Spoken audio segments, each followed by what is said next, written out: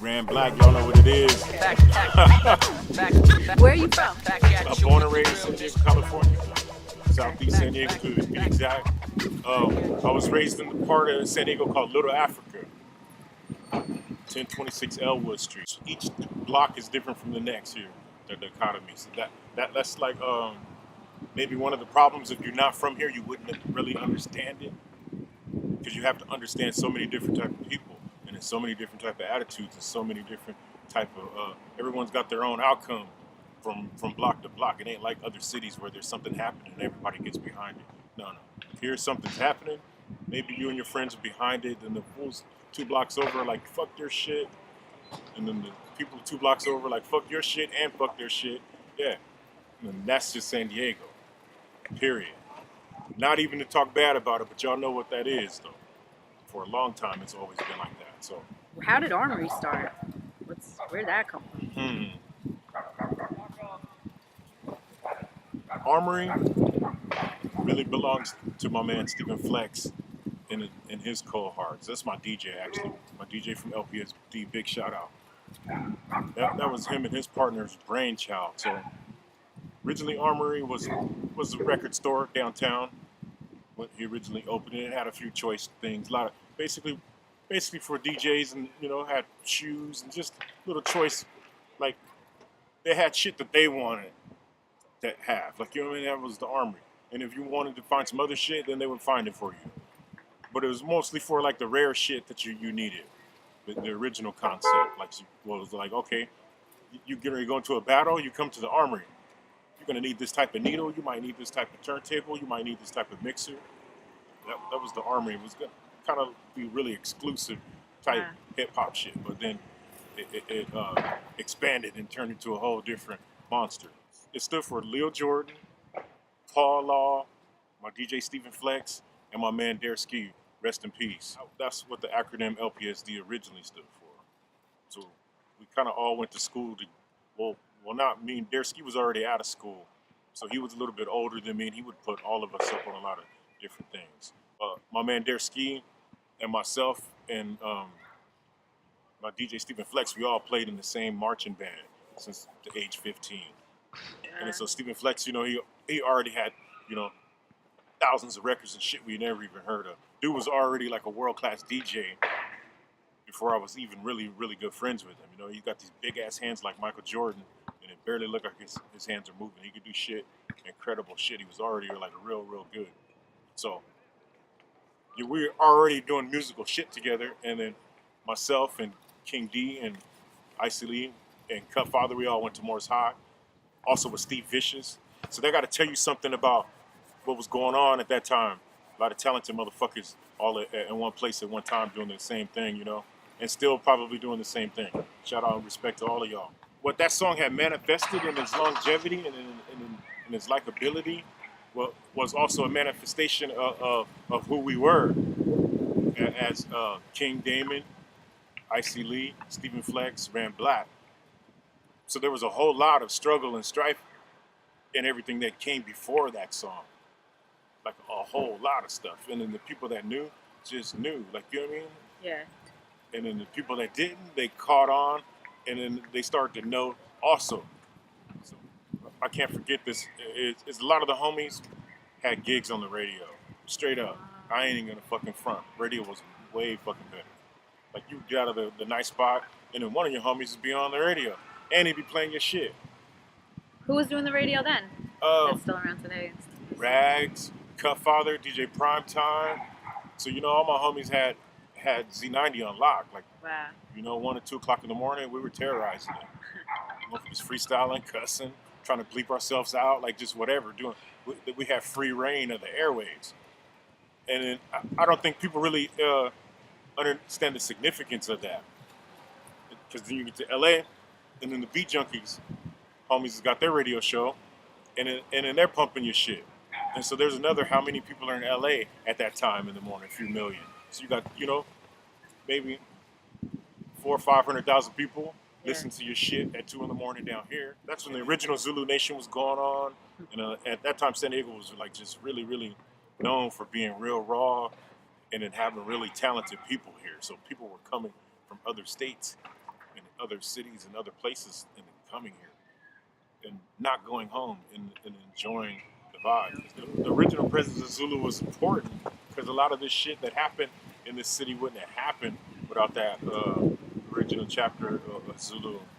So at that time, I was like, I don't know, maybe a few years out of high school, maybe early 21, 22. And like I said, at that time, people were just showing up in the city from fucking everywhere. But people with this intelligence level were just showing up with this information and then this knowledge. My man Physic One, you know what I mean? Physique. He was one of the original godfathers of the Zulu shit out here for me. So he was the first one to paint at the Euclid trolley station. They did all that shit. At Euclid, right there in the original trolleys, like a long time ago, and got paid from the city and permission to do that shit. So before that, motherfuckers was getting arrested, getting beat up, getting shot, getting all kinds of shit for just trying to do anything. So this dude actually took it to a level and did real dope shit, and was actually in the community teaching us, like, you know what I mean, and then helping us to organize and helping us to better ourselves, and helping us to teaching us about diet, teaching us about conduct as a group, not as individuals, but as a group. Because if you learn how to act a certain way as a group, then as an individual, it's only going to carry over, you know. So once we were able to get along as a pack, as a whole, and then you can see the different individuals molding, and then those different individuals all had certain talents. So the way the way they had the nation set up, it was for everyone to use their talents. It wasn't just, oh, you must sit back and listen to me. And this is what we're gonna do today, and we're all gonna do it. Like, nah, everybody would have so much shit to bring to the table, and it was all good. Like, you know. Were there more women involved in the scene then? Oh, the women that were in that original chapter were incredible. You know, remember any of the names? Well, Christina, for one. There was a few, but for instance, like, she was one of the queens, and even though she was under the moniker of Zulu, she took what she learned, some of it, and then mixed it with what she already knew. And at that time, while she's a part of our chapter, she created like one of the first businesses. Like, she had a business called Bump and Grind. See, at that time, all the homies that's coming up, not only were we doing hip hop, but they were doing hip hop, and we were like, all right, I'm gonna do this so good that it's gonna last for a long time. I'm gonna turn this into an enterprise. Not to say we were thinking about turning it into an enterprise, but people got so good that that's just what happened. You know, there was a lot of motherfuckers that were just good out here, and then you come out here and get burnt the fuck up, and you go back home, and your homies would come out here and get ate the fuck up, and then they would go back home, and then they would come back, and then it would be cool. You know what I mean? So it just, at that one time, just a lot of powerful energy came up, and then there were the women that were in Zulu were phenomenal. Like I said, because they operated as a whole. Like, the way it was set up back then was a little bit different. What happened with that? Like, why isn't it here anymore? What happened? I really don't want to speak on that. What happened? People that are Zulu can kind of imagine what happened or what has happened, and every situation is different. So I'll leave that one alone. But let's just say everyone it served its purpose for at that time, and then, you know what I mean. It did what it did. It did what it was supposed to do. It had got to the point where it was drawing too much attention. That's what I could say happened. And then the wrong type of attention. And then this is like a federal stronghold. So yeah, it was. And then, political. Yeah. People in this city are paranoid about certain type of things. This place is an encampment. So this ain't Southern California. It's its own. San Diego is more Baja California than Southern California. Repeat that. You said LA is Southern California? Yeah. That's why they call LA Southern California. How can LA be Southern California and we more south than them? And then we have checkpoints all around. Yeah. So you see that checkpoint, that's just exactly what the fuck it is. I remember one time we were talking, we were in IB, and you were saying how, like, there's different laws, like, when you get closer to the border. Hell yeah. Yeah, you don't got no rights. Huh. You don't got no motherfucking rights. When you get to them checkpoints, they strip away all your shit. Get out the car. Let me see your ID. Actually, there ain't even no motherfucking border at San Onofre. They don't even got no right to be right there. They're like 60 miles away from the border. Wow. And talk about border patrol. Like, get the fuck out of here with that shit. But so that's just telling you what kind of an illusion this is and what's really going on. Yeah. Now I ask everyone this, nobody, but what's under San Diego? Fucking tunnels to everywhere. Yeah. Straight up. There are like- more tunnels from Mexico to Dago than anywhere in the world. Wow. Where do you think all this dope and this fucking cocaine and all this stupid shit comes from? Yeah. You know, white monkeys or whatever the fuck you want, illegal, comes over the gate right there. Like, don't get it twisted. And you can get a good price on it if you can get it across. I'm like, what's under the convention center? They're like, Well, all of that shit is artificial, like the bay and all that shit. That shit wasn't supposed to be there. It's all man-made. So you can imagine. Like, you know, there's probably tunnels from North Island to Point Loma to Los Angeles to Catalina. Yeah. Like, that's just like obvious shit. Huh. This is like a war. It's an encampment. That's what I call it. But a beautiful one, like paradise. a lot of people don't know about you is you have such a wealth of information. So I'm gonna ask you some random questions. Okay. Gold. Why is gold valuable? Because it has a sustaining property. So you always hear, oh, the original man was put here to slave gold, or where the fuck you want to say. Certain types of gold can be used for certain types of things. And especially the gold with the monoatomic property. Monoatomic gold is what you're after. Do you ever remember seeing a few years back where every commercial you would see, like, sell us your extra ring, sell us your broken this, sell us your broken that. So that means they perfected their formula to separate the monatomic gold. So they want all the gold so they can take a certain property out of it, because this property maintains their asses while they're here. What does it Basically. do? Huh? What does it do? Monatomic gold, it restructures your cells. It basically just, it reanimates you, your whole body. It sustains you. Your cellular structure doesn't break down if you take a certain type of monatomic gold. Like the Annunaki bathed in a certain type of monatomic gold. They had to. So it's a metal, and then there's all types of metals in your body. Like you need all of them. So it's not just gold. Gold really had no real value to the Africans except for its conductive properties. Okay. Yeah. What does it conduct? What is it? Electricity, Okay. energy, you name it. You name it. This is one of the rare places in our local And it's healing. galaxy where it's available. It's not prevalent in a lot of places. This place is a special place, planet Earth, whether people want to admit to it or not. Like, you know what I mean? Yeah. So there's a reason why all this shit is here, and it's had its value or whatever it's supposed to have for such a long time. Yeah. It's not anything that's not susceptible to decay. It's gonna have its godly-like principle. What are the Anunnaki? What are the Anunnaki? I'm gonna sound like a 5-year-old. What's this? Why that? What are the Anunnaki? Well, the Anunnaki, whatever they came here for, they wanted gold. And at the time, primates weren't good workers. The gorilla just wasn't working. So some of them interrupted with maybe the primate DNA, and then got some of us upright, and then able to breed. And then they taught them a certain thing and gave them certain laws, and then had them a certain way for a long time, doing what they wanted them to do. And then there was these other ones that were like, well, guess what? They got all this information in their brain they don't even use. Let's teach them. But the ones that came down here and taught all of the sacred knowledge were breaking some of the sacred laws. Huh. Wow. So we weren't supposed to have the overstandings or information. I think it was inevitable. It's going to happen anyway. The beautiful thing about men and women is we mutate. We can go through the worst situation.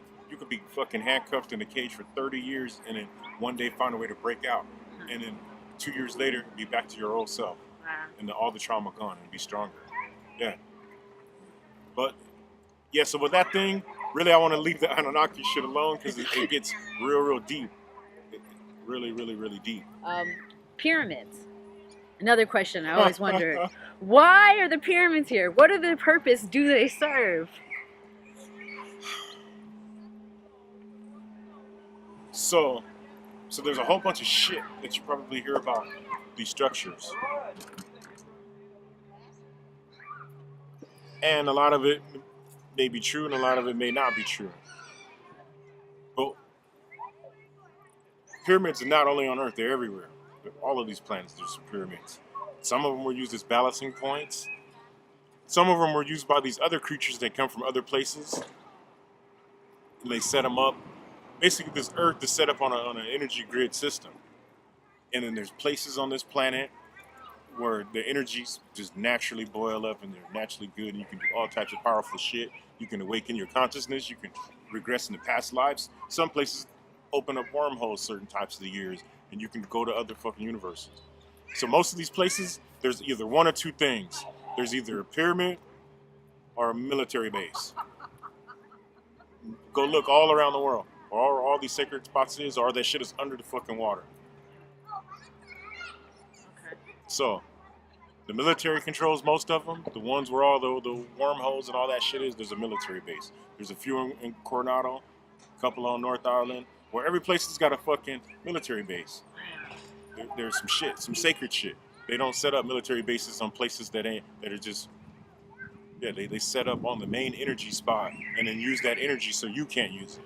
Right. So the energy this planet could be using for good, they everything is inverted in this world. Huh. Like we're sitting under the real sun. They're waiting to suck off the real sun so they can power their black sun. And then everything's like that. They invert everything you do. What's the black sun? The black sun is the principle that all of these dark people are under.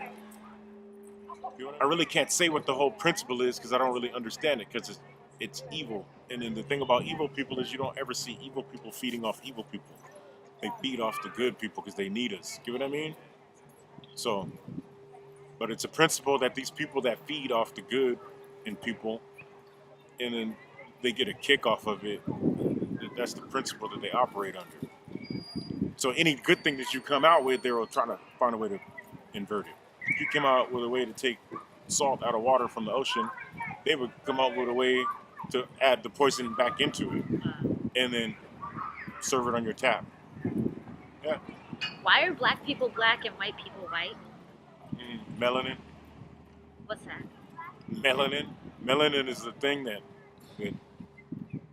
makes me all one color and gives you those things that you call freckles. Okay. Yeah, we all have a certain part of it, but this is just skin. This skin just protects me from this orb a little bit more than it would protect you. Yeah, the good and evil and the... I won't say if it ain't a color because there's so many races and species in this multiverse we live in.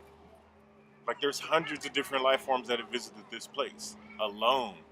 You can go look in the stones. It's telling you what happened. They tell you, oh, something came down from the sky.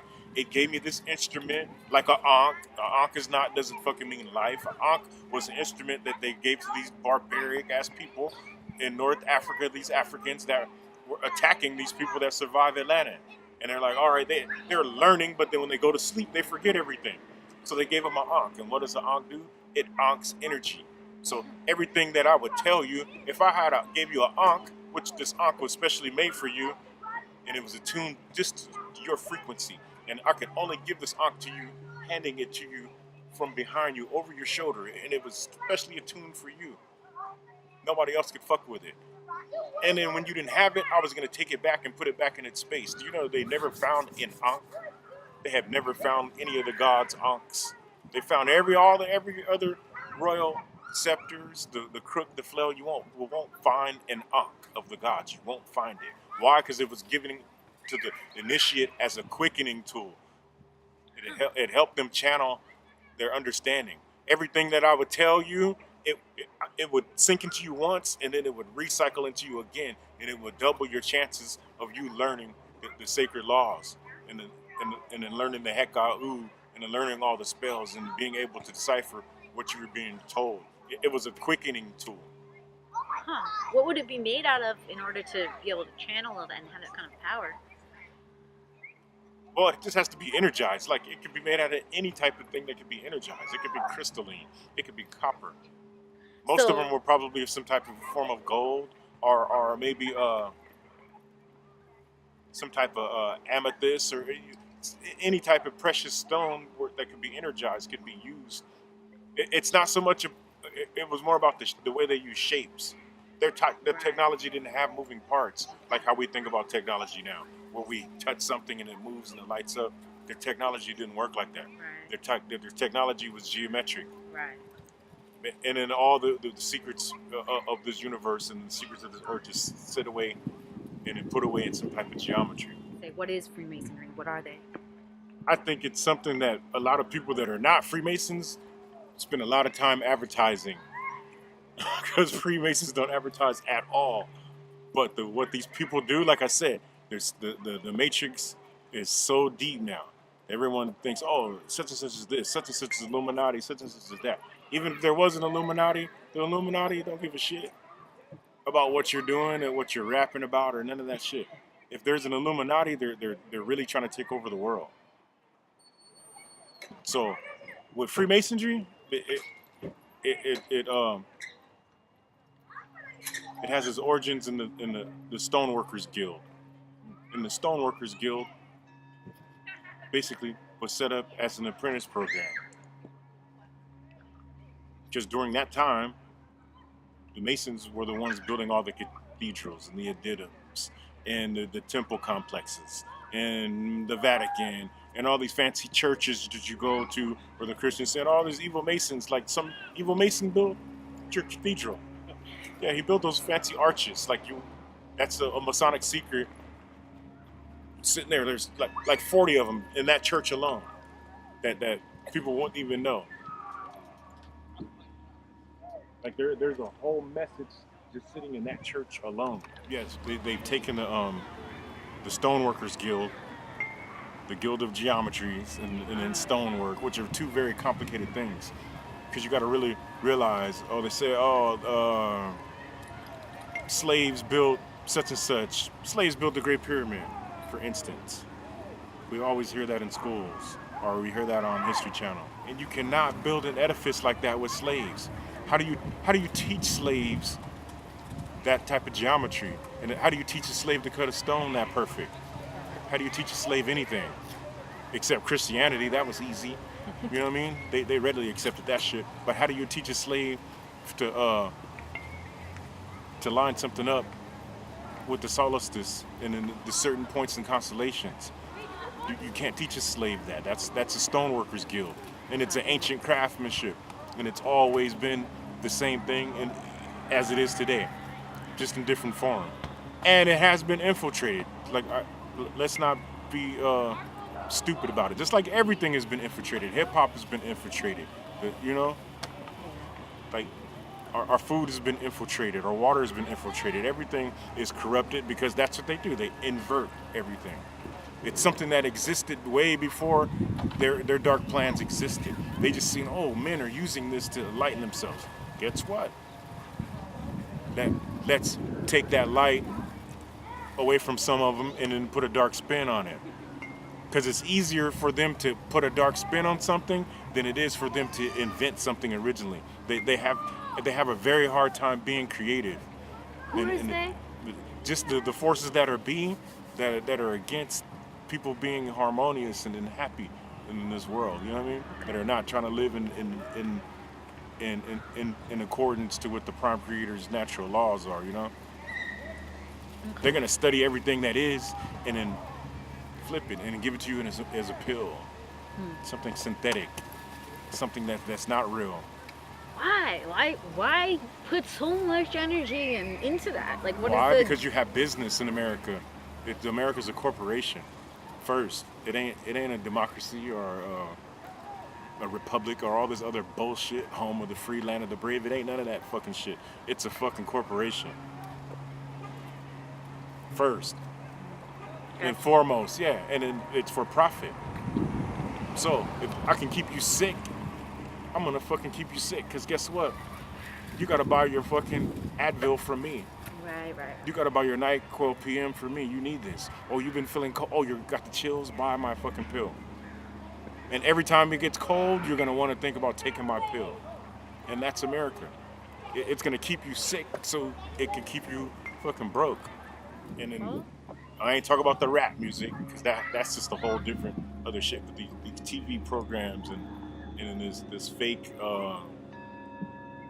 reality shows and the housewives and all of this just different bullshit, this fantasy bullshit that's keeping us preoccupied away from what's really going on. And after we all get preoccupied, then we get desensitized to what's really going on because it's been going on for so long and we ignored it for so fucking long. We can't get a good look at ourselves because we don't want to look at ourselves. We're too busy throwing up the I'm the number one, all of us. Everyone's the CEO of something. The boss is something, a rapper, a producer, like everybody is somebody now. Right. Now pyramids, really what I think the real pyramids were for, not only were they generated into some type of energy, but the pyramids were some type of, also where you could, basically it was like, to me, I ain't gonna get into the whole concept of it, but seeing that there were sarcophaguses in certain ones, and then there's certain gateways in other places like Machu Picchu's. So I believe when these people went inside of these pyramids, these initiates in the stark dark of the night, even though it was on, and even though they fucking got it all fucked up now, and then got the capstones and everything removed off of it, and got everything all fucked up, it's still working. It's just a little out of vibration. But I believe these things were used as ancient airports. So when this person went to a certain degree of consciousness and then he went in a certain type of chamber, because you already know they got this harmonic to it and it's balanced. So once you reach a certain type of frequency, and you know the mind is the most powerful thing here, and it can travel at the speed of thought. So you're able to travel anywhere you wanted to and just think your way there. That's how you have all this similar technology all over the world. Pyramids. They didn't have internet. Who said, hey, use this shape? Who told the Chinese, hey, make a pyramid? Who told the Guatemalans, hey, make fucking 72 pyramids? And they're so old, they're all covered by jungle, and people are just getting down there right now trying to fuck with it. Thank you for answering those questions. Didn't think about talking about none of that shit. Better do some good editing. How do you stay so calm and positive? I spend a lot of time in the ocean, and I reground myself every Saturday morning. I do. I clean off my aura. Straight up, you have to. Because I believe that the shit that I'm in, this is what you see in front of this camera. This is not Taran Thomas that you see. Taran Thomas is my spirit, is my soul. It's something that you can't see. We don't have mechanisms to measure who I really am or who you really are. What you see is just the vehicle. And just like any other vehicle, this vehicle gets dirty spiritually. Sometimes you can carry around shit on yourself that you don't even know you got on you. And it could be other people's shit. You ever have, you can be having the best day and the motherfucker be like, hey Karen, the fuck you got on those Timberlands for? And you don't give a shit you got on Timberlands, but it could probably send you one direction or another, And then, so like you said, I don't like going in directions. I'm the master. I like to stay in control of my temperament. And then, so whatever people are gonna hit me with, I'm gonna try to hit them back with some positivity first before I have to battle. Because you only want to use your kung fu for self-defense, as we were taught, Yeah. And not just myself, I know we all can use our words in a different way. And you can either inspire people or you can fucking shoot, daggers through their eardrums into their heart. And then nobody wants to be brought down. Like, we're all struggling right now. So that's how I stay who I am, because I know not only am I suffering through this human condition, here we all are. And then once I figure that we're all going to be all right too, like, that's the funny thing. We're going through this shit, but everything's going to be cool. We just got a few more years to maintain. See, I understand that everything's going to be all right. So to answer your question, to make it short, because everything will be all right. But these next few years, from 2017 to 2022, like, prepare yourself. We're going to have to really, really battle. Because what these people got to plan for my kids, and you just had a son. So by the time they're coming, just between the ages of 8 and 12, shit is going to really be out of control. And then so not just for me and you, but all of us, we have to up our consciousness. And not our consciousness, then at least up your awareness. What about, like, for someone younger who just doesn't know where to start? You say that you cleanse yourself every week, just of all energy, like your spirit attaches to things. How do you do that? The only advice I got for anyone younger, starting off of anything, is just don't be a motherfucking follower, man. Don't be who gives a fuck what your friends like? Find your own shit. There's so many different paths here. There's so many fucking rays of sunlight. Do you see every ray of sunlight coming off that motherfucking sun? All in the one direction? No, the motherfuckers is going 360 to 70 to 1,000. We're beyond the stage of being sheep. And then these little kids that are coming up anyway are smart as fuck. They got their own lessons to teach us, you know what I mean? Like, those little kids, to be honest, they're here to save us. So I don't really have a lot to say to the little kids, because my daughter, she's been teaching me to have fun. And I've been learning, and then I've been taking lessons from her. Because she's the one that lets me know everything's going to be all right. You know what I mean? When you look in your son's eye, he's not tripping. He's not tripping. And then when you get to the stage where he can understand what tripping is, he's going to just tell you, oh, well, what are you worried about? Let's go have some ice cream. Watch. So I already know, I see them, the little shorties are still happy, so that keeps me happy. First of all, shout out Icy Lee, King D, Stephen Flex, B Dumb, R.I.P. Pac Love, Dare Ski, Callie Sid, B Bell, Up Marcus Black. I know you're all in here, but just different types of energy. See, that's probably one of the problems, is most of these cats is rapping, but they don't know the history of their city, And then so that's why it's hard to. People are like, what's wrong with the city? What's wrong with the city? What's wrong with the city is people don't know what the fuck they're representing. They don't know what came before them. They don't even give a fuck what came before them. And then that's the problem here. So, and as my man Daddy Roots used to say when I was growing up in Encano, he was like, a tree without its roots cannot grow. And then that's the crux of the problem here in this city. It's a tree. I mean, it's a big tree, but it does not know its roots. So once San Diego gets back down into digging into the underground and then trying to plant its roots back again, and then things will come 360 full circle again. It's almost there right now, but it's just in the control of the wrong hands, and it's the wrong type of movement right now. It's been inverted. Yeah. Yo, go check out SDHipHop.com, boy. Check it out, don't front. Peace. Transmitting through your transistor, Mr. Spliff Twister. It's the nigga with the gift to hit.